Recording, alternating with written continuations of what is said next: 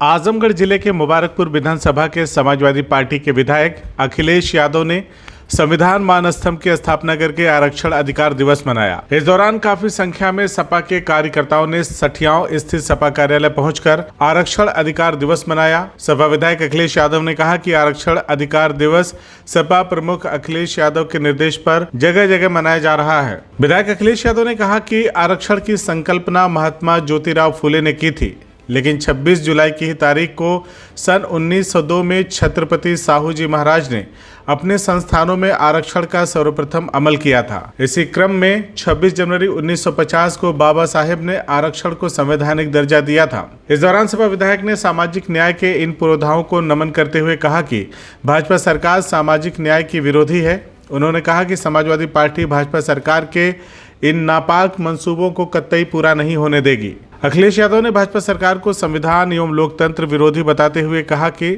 संविधान महफूज रहेगा तभी गरीब जिंदा रहेगा, संविधान खत्म तो सब कुछ खत्म हो जाएगा। उन्होंने कहा कि पीडीए की ताकत ने ही तानाशाह मोदी सरकार को बैसाखी पर लाकर खड़ा कर दिया है। यदि भाजपा सरकार ने पिछड़ों और दलितों के हक हुकूक और उनके अधिकार से खेलने का काम किया तो उसे 2027 में प्रदेश की सत्ता से हाथ धोना ही पड़ेगा। सपा विधायक अखिलेश यादव ने कहा कि भाजपा सरकार संविधान के लिए खतरा बन चुकी है। उन्होंने पीडीए की जमात को एकजुट रहने का आह्वान करते हुए कहा कि आपकी एकजुटता का ही परिणाम था कि समाजवादी पार्टी देश की तीसरी सबसे बड़ी ताकत बनी है। समाजवादी पार्टी के राष्ट्रीय अध्यक्ष माननीय श्री अखिलेश यादव जी के निर्देश पर पूरे प्रदेश के अंदर सभी जिला केंद्रों पर और विधानसभा क्षेत्रों में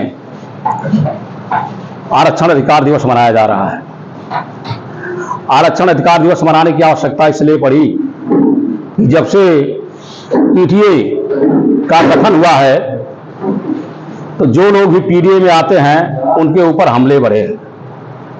भारतीय जनता पार्टी की सरकार ने धीरे धीरे सभी क्षेत्रों को, जहां पिछड़ी जात के लोगों को, जहां दलित समाज के लोगों को आरक्षण मिलता था, ऐसी सारी नौकरियों को ठेकेदारों को हाथों में बेचना शुरू किया है। जितनी तीव्र गति से इस देश का निजीकरण हो रहा है उतनी ही तीव्र गति से इस देश के अंदर पिछड़ी जात, अल्पसंख्यक और दलित बिरादरी के अंदर गरीबी भी बढ़ रही है। इसलिए कि गरीबी दूर करने का एकमात्र साधन सरकारी नौकरियां, हमारी पढ़ाई लिखाई का इंतजाम, हमारी दवा का इंतजाम, हमारे आवास का इंतजाम, ये सब कुछ धीरे धीरे हमारे हाथों से निकलता जा रहा है। इसलिए आज अखिलेश यादव जी ने कहा कि हमारे समाजवादी साथी अपने अपने विधानसभा क्षेत्रों में आरक्षण अधिकार दिवस मनाएंगे, उसी के तहत हमारी बैठक हो रही है। आपको क्या लगता है आरक्षण की लड़ाई में पीडीए की क्या भूमिका? पीडीए की बड़ी महत्वपूर्ण भूमिका है। पीडीए की ताकत नहीं इतनी है कि आज जो चीजें हम लोग कह रहे थे वो भारतीय जनता पार्टी के लोग कहने लगे। जब पीडीए के लोगों ने नारा दिया कि संविधान बचाओ तो हमसे आगे बढ़कर के संविधान बचाओ की वो बात कहने लगे और आरएसएस जैसा संगठन भी संविधान की बात करने लगा है। तो पीडीए धीरे धीरे आगे बढ़ रहा है और पीडीए ने इस बार सरकार तो हमारी नहीं बनी, लेकिन विपक्ष का मोर्चा इतना मजबूत है कि पूरा का पूरा आमना सामना सदन के अंदर पक्ष और विपक्ष का हो रहा है।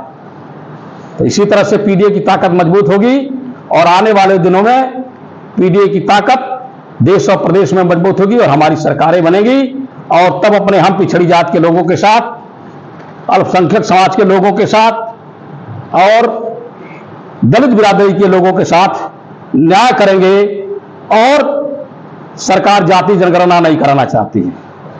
पीडीए के लोग बार बार कहते हैं कि अगर आप गरीबों को अधिकार देना चाहते हो, दलित समाज के लोगों को अधिकार देना चाहते हो, पिछड़ी जात के लोगों को अधिकार देना चाहते हो, माइनॉरिटी के लोगों को अधिकार देना चाहते हो, हमारी महिला बहनों को अधिकार देना चाहते हो, तो इस देश के अंदर जाति जनगणना करा दो और जिसकी जितनी संख्या भारी उतनी उसकी हिस्सेदारी बट जाएगा।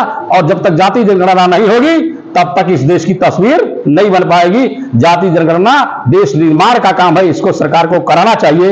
ये पीडीए का मूल सिद्धांत। बहुजन भाइयों को संदेश है कि कभी समाज के लोगों को, जो लोग हमारी और आपकी एकता को पसंद नहीं करते, जो पीडीए से भयभीत हैं, आज वह पिछड़ी जात, दलित और अल्पसंख्यक के लोगों को एक होते नहीं देखना चाहते हैं, दूसरे तीसरे हथकंडे अपना करके इस एकता को कमजोर करना चाहते हैं। ऐसे लोगों को मुंहतोड़ जवाब देना है और एक होकर के पीडीए की ताकत को मजबूत करना है। CIB इंडिया न्यूज की सभी खबरों को देखने के लिए लाल रंग की बटन को दबाकर चैनल को सब्सक्राइब जरूर करें, घंटी जरूर दबाएं ताकि हमारी सभी खबरों के नोटिफिकेशंस आप तक पहुंचते रहें।